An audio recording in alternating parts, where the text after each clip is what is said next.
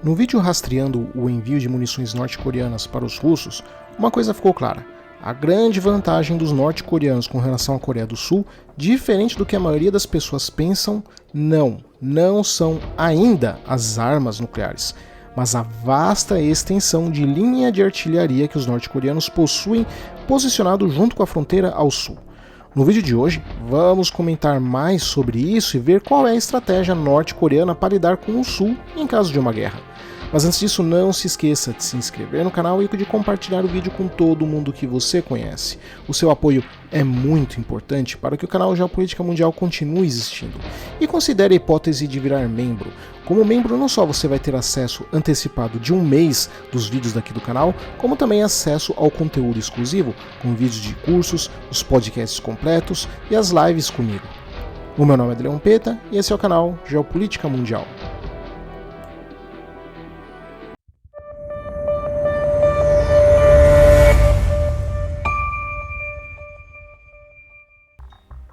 A Rand Corporation, a think tank americana ligada ao Departamento de Estado dos Estados Unidos e às suas agências de espionagem, fez um relatório comentando como seriam os cenários de um eventual conflito entre as duas Coreias. Esses relatórios não são profecias que têm como objetivo prever 100% das guerras, mas além da sua alta taxa de acerto, o que é importante você entender é que esses relatórios nos dão uma dimensão daquilo que chamamos de análise de risco, para termos alguma dimensão factual e sem achismo das consequências envolvidas nestes cenários. A primeira coisa que temos que considerar é a capacidade militar da Coreia do Norte, porque temos aqui a situação 8 ou 80. Por um lado, temos aqueles que acham que os norte-coreanos estão à beira da extinção e outros que acham que a Coreia do Norte é o paraíso na Terra, como se fossem aqueles panfletos de testemunha de Jeová. E não é nem uma coisa e nem outra. A primeira coisa que você precisa ter em mente é que o líder norte-coreano não é louco, mas um ator frio, altamente racional e calculista, tal como seu pai e o seu avô. Achar que ele é louco simplesmente faria com que a Coreia do Norte fosse um ator imprevisível e instável. Mas longe disso, goste ou não deles, eles são estáveis e bastante matemáticos em suas ações. A liderança norte-coreana pode ser muitas coisas, mas loucos não é uma delas. Apesar das enormes fragilidades que os norte-coreanos possuem, que condenam a sua capacidade de fato, eles conseguem manobrar bem politicamente nas relações com a China, com a Rússia e com os outros países. E diferente do que a maioria das pessoas pensam, que os norte-coreanos poderiam usar armas nucleares e por isso são tão temidos, a verdade ainda é que não. Por enquanto, na data em que eu gravo este vídeo, não. Eles ainda não possuem os meios eficientes de entrega de suas armas nucleares, e isso é tão importante quanto propriamente possuir armas nucleares em si. Isso significa que eles por hora, não têm os meios de fazer com que suas ogivas nucleares cheguem no país-alvo, mesmo sendo a Coreia do Sul. Mas repito, por enquanto. Para isso eles precisam do que chamamos de miniaturização de ogivas, ou seja, a capacidade de fazer as ogivas caberem nos seus mísseis balísticos intercontinentais, coisa que neste momento eles ainda não têm, apesar das afirmações de Pyongyang. Por outro lado, nada implica que, em caso de uma invasão ao país deles, eles não usem as armas nucleares de forma defensiva, neutralizando eventuais agressores. Assim, a grande vantagem norte-coreana é a sua vasta artilharia espalhada pela fronteira com a Coreia do Sul.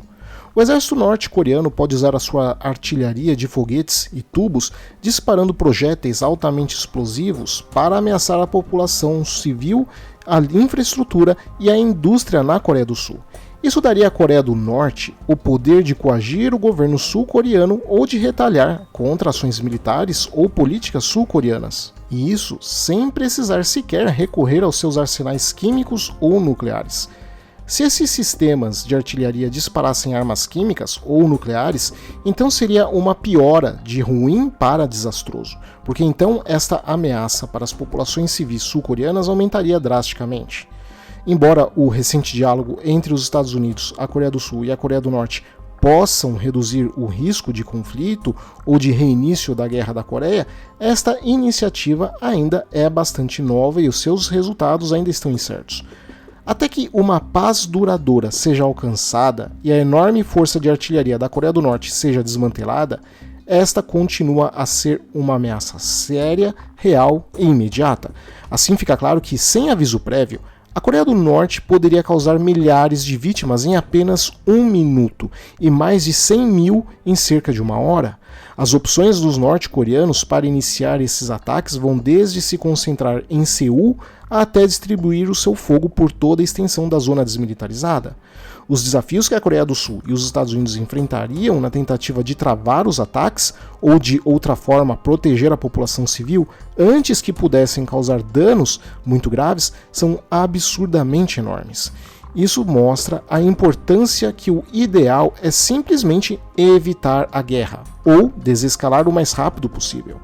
A Coreia do Norte possui milhares de toneladas de agentes químicos, muitos deles transformados em armas para serem usados na artilharia, e eles podem ter entre 20 a 100 dispositivos nucleares, que, apesar de não poderem ser usados efetivamente em ataques, demonstra a capacidade de construir armas de urânio suficientemente pequenas para serem utilizadas na artilharia de foguetes, que não seriam tão destrutivos quanto as armas nucleares, mas ainda seriam devastadores. Mas nas visualizações, se omitirmos as armas químicas e nucleares, para apenas podermos calcular os efeitos da artilharia convencional e o risco que esta representa para os centros populacionais sul-coreanos, já dá para ter uma ideia do tamanho do estrago. Porque, numericamente, as forças da Coreia do Norte estão entre as maiores do mundo, provavelmente perto entre 1 milhão e 200 mil militares na ativa. E embora grande parte do equipamento norte-coreano seja assim obsoleto, e os seus gastos com a defesa sejam bastante inferiores ao de todos os países vizinhos, a postura militarista e de prontidão quase continuamente do regime ao longo da fronteira da zona desmilitarizada, que abriga metade de todo o exército norte-coreano, garante que a artilharia convencional de Pyongyang permaneça em capacidade constante de resposta imediata. Atualmente se estima que eles possuam algo em torno de 4.800 peças de artilharia de pequeno, médio e longo alcance ao longo de toda a zona desmilitarizada, que podem disparar projéteis de artilharia e foguetes até 25 km de alcance. A artilharia de longo alcance sendo algo aproximado de 950 peças, que chegariam a atingir a capital sul-coreana, Seul, e os centros populacionais ao redor. E grande parte dessa artilharia está em locais de artilharia reforçada fortemente fortificada, com capacidades de defesa antiaérea implantadas na área. Essas medidas de proteção física tornam os ataques aéreos e o fogo de contra-bateria contra a artilharia da Coreia do Norte um desafio para as forças dos Estados Unidos e da Coreia do Sul. Ou seja, mesmo que a aviação sul-coreana e americana sejam vastamente superiores, o volume de peças de artilharia protegidas por esses dispositivos faria com que se levasse muito tempo até que fossem devidamente neutralizados, o que faria com que, nesse meio tempo, a destruição causada na Coreia do Sul fosse em escala bíblica. A aviação sul-coreana é absoluta e vastamente superior à aviação norte-coreana, mas a quantidade de alvos norte-coreanos tornaria esse trabalho quase que impossível. A Coreia do Sul é atualmente o 27º país mais populoso do mundo, com mais de 50 milhões de pessoas, sendo que só na Grande Seul estão quase que 50% da população do país, os seus 25 milhões de pessoas. Esses civis são vulneráveis ao ataque de artilharia avançada de médio alcance da Coreia do Norte, e o centro de Seul é vulnerável aos dispositivos de médio alcance norte-coreanos que ficam posicionados no entorno da cidade norte-coreana de Kaesong. E para estimar o número de vítimas e mortes resultantes de potenciais ataques da artilharia norte-coreana, primeiro é importante ver o número dos sistemas de sua artilharia, sejam canhões ou lançadores de foguetes com alcance superior a 10 km, normalmente localizados dentro do alcance da Coreia do Sul. Esses são os sistemas de médio e longo alcance que estão implantados ao longo da zona desmilitarizada. Para facilitar a análise, foram divididos os sistemas em grupos associados a cada corpo avançado da Coreia do Norte e identificando as áreas de maior densidade populacional na Coreia do Sul que poderiam ser alvos de cada tipo de sistemas em cada grupo. sendo que as potenciais áreas-alvo específicas para cada tipo de sistema em cada grupo de corpo da força norte-coreana foi feita com base nos 5 casos. Caso 1, ataque econômico, fábrica LG P10 em Paju. Caso 2, ataque coercitivo, manifestação na zona desmilitarizada. Caso 3, ataque coercitivo, manifestação em Seul. Caso 4, barragem de artilharia com ataque ao longo de toda a zona desmilitarizada. E caso 5, barragem de artilharia, ataque a Seul ou mar de fogo, entre aspas. Para cada caso, foi avaliado o número de tiros de artilharia, projéteis e foguetes de cada tamanho que poderiam ser disparados em cada área-alvo, estimando com isso as taxas máximas de tiro atingíveis por cada tipo de sistema de artilharia durante 1 minuto e 1 hora a partir de fontes militares não divulgadas da Coreia do Sul e dos Estados Unidos. No primeiro caso, o ataque econômico, a Coreia do Norte lançaria uma barragem de artilharia surpresa no complexo da LG P10 em Paju, usando 6 obuseiros de 152 mm e 6 lançadores múltiplos de foguetes de 122 mm. O ataque, mesmo sendo breve, empregaria apenas 12 peças de artilharia, mas poderia, mesmo assim, causar milhares de vítimas se fosse lançado durante o horário de pico da produção da LG, uma vez que o complexo abriga mais de 20 mil funcionários. E a questão é que um ataque norte-coreano a esse alvo econômico tão significativo seria prejudicial para a economia sul-coreana, com impactos até mesmo globais, e teria um profundo efeito psicológico na população da Coreia do Sul.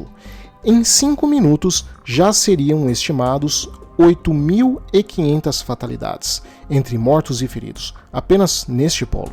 Observe que, olhando essa faixa de fronteira, teríamos quase 30 mil mortos e, de novo, em poucos minutos. No caso 2, o ataque coercitivo de manifestação da zona desmilitarizada, a Coreia do Norte conduz um ataque coercitivo de apenas 1 minuto usando toda a artilharia de médio alcance do seu corpo avançado para atingir cidades e centros populacionais ao longo de toda a extensão da zona desmilitarizada. Quando comparado com o caso 4, que vamos ver depois, um ataque de médio alcance chegaria em 1 minuto a Seul, causando cerca de 4 vezes mais vítimas. 10 mil tiros de artilharia em 1 minuto, focando em Seul, tem o potencial de atingir cifras de mais de 150 mil casualidades, que incluiriam feridos e mortos. Essa barragem de artilharia contra o centro de Seul poderia produzir dezenas de milhares de vítimas civis.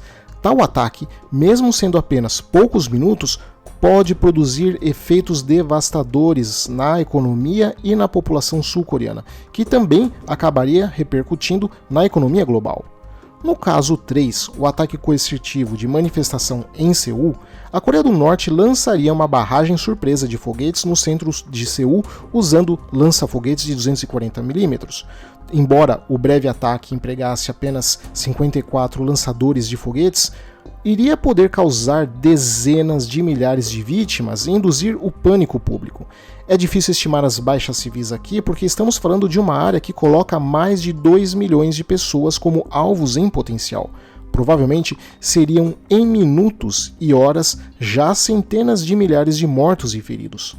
No caso 4, o pior dos cenários, com a barragem de artilharia norte-coreana de ataque estendendo o seu ataque ao longo de toda a zona desmilitarizada. A Coreia do Norte lançaria uma barragem maciça sem aviso, literalmente uma chuva de ferro e fogo, utilizando mais de 5.700 peças de artilharia de longo e médio alcance, ao longo de toda a extensão da zona desmilitarizada. O ataque atingiria os principais centros populacionais, Incheon, Seul, Gimpo, Paju e Yoncheon, entre outras cidades importantes, bem como a base do exército dos Estados Unidos, Camp Casey, que abriga mais de 6.300 militares. Estamos falando de cerca de 385 mil tiros em apenas 1 hora, que já colocariam como estimativa mais de 200 mil baixas civis, entre mortos e feridos.